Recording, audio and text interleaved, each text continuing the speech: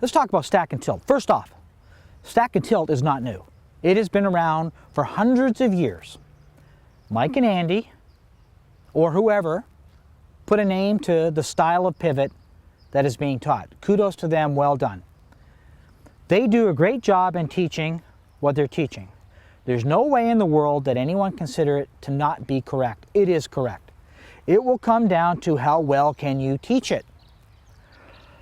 The reason I bring that up is because I really love the idea of giving the old boys the credit they deserve. I can make the statement to you that I do believe that 30, 40, 50, 60 years ago, golf instructors in general know more about the golf swing than they do now, and they taught it better.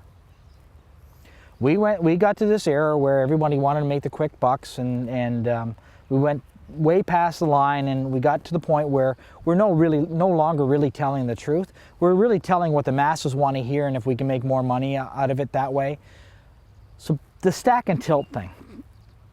What I tell all my lessons is, and more so all the time, is don't do anything unless you know what's in it for you. And I continuously ask them to think of it that way. Don't do it because I say so. Do it because there's something in it for you. The whole secret to golf is learning. Well, the secret is to learn that what you're attempting to do when you hit a golf ball is to make sure that the left wrist is flat, make sure that the right wrist is bent, and you're hitting the ball with a downwards angle of attack. And there's a little more to it, but let's just talk about that, because the whole premise of stack and tilt is kind of based upon getting into position to strike correctly downwards on the golf ball. Then they add the arms and the shaft of the golf club to hit it straight. But I really want to focus on right now is the pivot, which is the body, and the idea of what stack and tilt is. If you really knew, wow, you know what, I shouldn't even be having to talk about this. I cannot believe that in 2010, when I'm making this, on the day I'm making this, how many people still do not realize how the golf club has to contact the golf ball, and at least in the dimension that I'm going to talk to you about right now.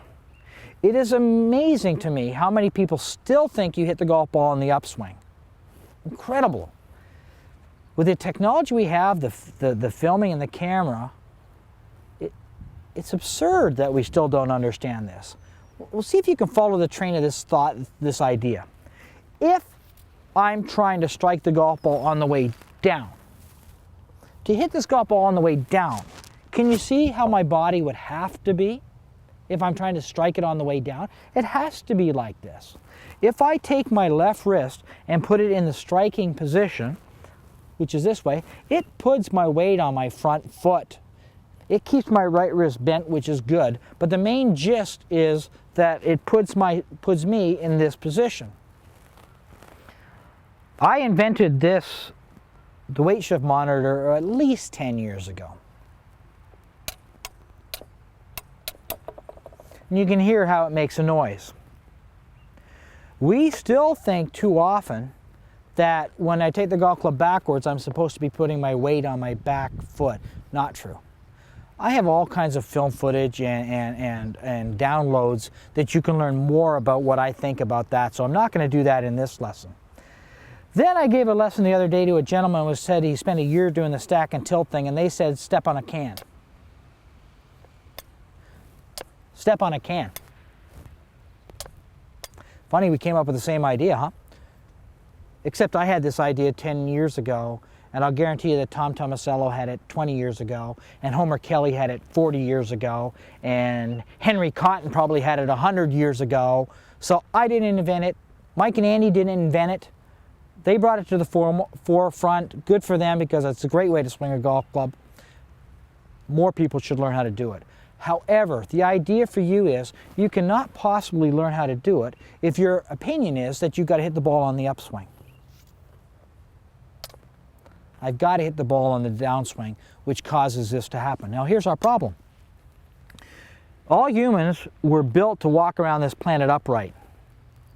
Unfortunately, to play golf well, you have to get used to liking standing on your front foot. You have to learn to like it. It's not good enough to go out and try to do it. You got to learn to like it.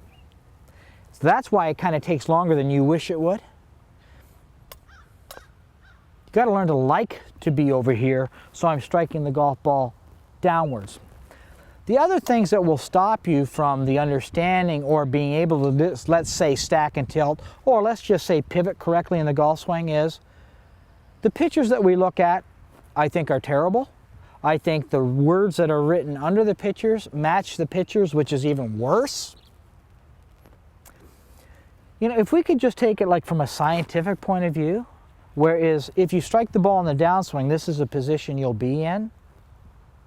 This totally goes against every picture that you've probably ever seen, which seems to be this way.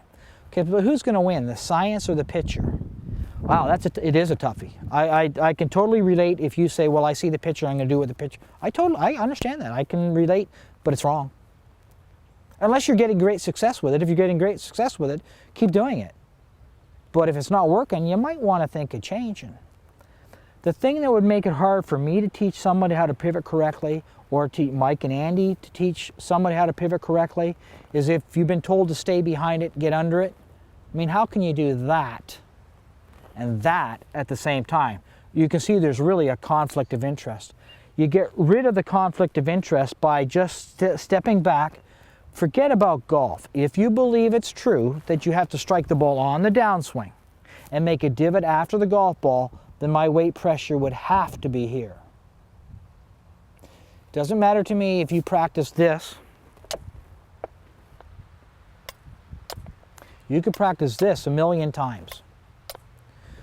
If you think you're supposed to hit the golf ball on the upswing, the thought of hitting the ball on the upswing will always override this. We have to get things where they match. The thought in your brain needs to match the action of your body. However, unfortunately, it usually does. Most people are trying to keep their head behind the golf ball and hit it on the upswing, so their action looks like this. If you could let go of that, if you could, not easily done, and just get to the point where you're only trying to hit the golf ball in the downswing, you would start to do this. Stack and tilt is a wonderful thing. Mike and Andy are not the only people in the world that teach it. There's a lot of people out there that teach the concept. They did not invent it, and I think they would be the first people to tell you that all they invented was the wording. However, as the story goes, I don't even think they invented the wording. I think somebody else did. Again, kudos to them. It got people paying attention. Great idea. But that's the idea of stack and tilt. It's not new. It's just the way it has to be for you to contact the golf ball correctly to compress it against the ground. I hope that helps.